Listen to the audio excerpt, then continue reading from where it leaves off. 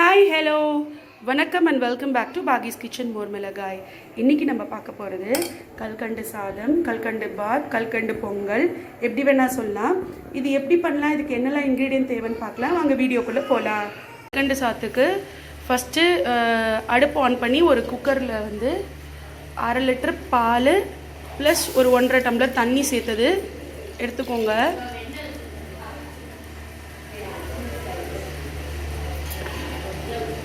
இதுக்கு ஒரு 1.25 கப் அளவுக்கு பச்சரிசி சேர்த்துக்கிறோம். 1க்கு 2 போரும் பச்சரிசிக்கு தண்ணி. ஆனால் நம்ம கொஞ்சம் பொங்கல் குழையணும் இல்லையா, அதுக்காக கொஞ்சம் கூட தண்ணி சேர்த்துருக்கோம். பாலும் தண்ணியுமா சேர்த்து வேக வச்சா ரொம்ப நல்லாயிருக்கும். பாலும் தண்ணியும் சேர்த்து 1.25 கப்புக்கு 4.25 கப் அளவுக்கு சேர்த்துருக்கேன். இப்போ வந்து ஒரே ஒரு ட்ராப் அளவுக்கு நெய் சேர்த்துக்கோங்க. அப்புறமா 2 ஸ்ட்ரிங் குங்குமப்பூ. இது கொஞ்சம் கொதிச்சோன்னா மூடி போட்டு 4-5 விசில் அளவுக்கு வேக விட்டுக்கலாம்.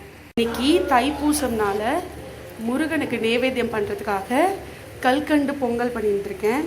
பொதுவாக பாயசம் பண்ணுவாங்க, ஒரு சேஞ்சுக்கு நான் இன்றைக்கி கல்கண்டு பொங்கல் பண்ணுறேன்.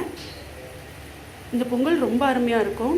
நான் 1.25 கப்பு அரிசிக்கு 2 கப் அளவுக்கு கல்கண்டு எடுத்திருக்கேன். உங்களுக்கு எவ்வளோ வேணுமோ நீங்கள் அவ்வளோ சேர்த்துக்கலாம். நீங்கள் எவ்வளோ ஸ்வீட் சாப்பிட்றீங்களோ அதை பொறுத்து நீங்கள் கல்கண்டு சேர்த்துக்கலாம். இது கொதிக்கிறதுக்குள்ளவே நம்ம இந்த கல்கண்டை வந்து பவுடர் பண்ணி எடுத்துக்கலாம். நம்ம பவுடர் பண்ண கல்கண்டு எடுத்து வச்சுக்கணும். இதுவும் கொதிச்சாச்சு. இன்னும் கொஞ்சம் நெய் ஆட் பண்ணிவிட்டு இதை மூடி வச்சு ஒரு 5 விசில் அளவுக்கு வேக விட்டுக்கலாம். இப்போது நம்ம 5 விசில் வந்ததுக்கப்புறமா ப்ரெஷர் போனோன்னு ஓப்பன் பண்ணிட்டேன். இது மாதிரி கெட்டியாக தான் இருக்கும். இதில் நான் இன்னும் அடுப்பு ஆன் பண்ணல. 1 கப் பால் சேர்த்துக்கோங்க. ஃபஸ்ட்டு சேர்த்துட்டு நல்லா மிக்ஸ் பண்ணிவிட்டு நம்ம அடுப்பு ஆன் பண்ணதுக்கப்புறமா நம்ம வந்து பொடிச்சு வச்சுருக்கிற கல்கண்டு சேர்த்துக்கலாம். இன்னும் கொஞ்சம் வேணாலும் நீங்கள் பால் சேர்த்துக்கலாம். இன்னொரு 1/2 கப் அளவுக்கு பால் சேர்த்துருக்கேன். சேர்த்துட்டு நல்லா மிக்ஸ் பண்ணிட்டு நான் இப்போ அடுப்பை ஆன் பண்ணிக்க.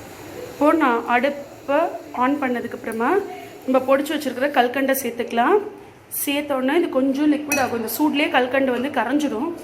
பவுட்ரு பண்ணி வச்சுருக்கோம். நல்லா மிக்ஸ் பண்ணிக்கலாம். இப்போ பாருங்கள், நம்ம அந்த இது கல்கண்டு போட்ட உடனே அந்த சூட்லேயே இலகிடும், கொஞ்சம் லிக்விட் ஆகிடும். ஒரு 2 நிமிஷம் இருந்தாலே போகிறோம், நல்லா கரைஞ்சிடும் கல்கண்டு. இப்போ ஒரு ஸ்பூன் அளவுக்கு நெய் மேலே சேர்த்துக்கலாம். சேர்த்துட்டு நான் ஆல்ரெடி ரோஸ்ட் பண்ண முந்திரி பருப்பு இருக்குது, அதை சேர்த்துக்கிறேன். அப்புறமா ஒரு பிஞ்ச் ஏலக்காய் பொடி சேர்த்துக்கலாம். சேர்த்து இதெல்லாம் நல்லா மிக்ஸ் பண்ணி விட்டுக்கோங்க. வேணும்னா நீங்கள் காய்ச்சி ஆற வச்ச பால் சேர்த்துக்கலாம். ஆனால் இந்த கன்சிஸ்டன்சி பொங்கலுக்கு கரெக்டான கன்சிஸ்டன்சிங்கிறதுனால இதுக்கப்புறம் நம்ம சேர்க்க வேணாம். கிட்டத்தட்ட 3/4 லிட்டர் பால் இந்த பொங்கல், இந்த கல்கண்டு பாத், கல்கண்டு பொங்கல், கல்கண்டு சாதம் இது பண்ணுறதுக்கு தேவைப்படும்.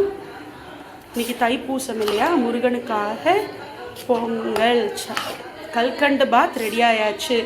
3 நிமிஷம் ஆயாச்சு. நம்மளோட கல்கண்டு பொங்கல் ரெடி ஆயாச்சு. அடுப்பு ஆஃப் பண்ணிக்கலாம். இப்போது இந்த பொங்கலை நைவேத்தியம் பண்ணிக்கிறதுக்காக நான் ஒரு பாத்திரத்துக்கு மாற்றிக்கிறேன். சூப்பராக இருக்கும் கல்கண்டு பொங்கல். நீங்களும் மறக்காமல் ட்ரை பண்ணி பாருங்கள். கண்டிப்பாக குழந்தைங்களுக்கு ரொம்ப பிடிக்கும்.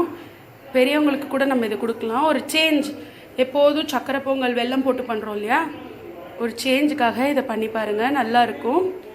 ஹோப் உங்கள் எல்லாருக்கும் இந்த வீடியோ பிடிக்கும் அப்படின்னு நம்புகிறேன்.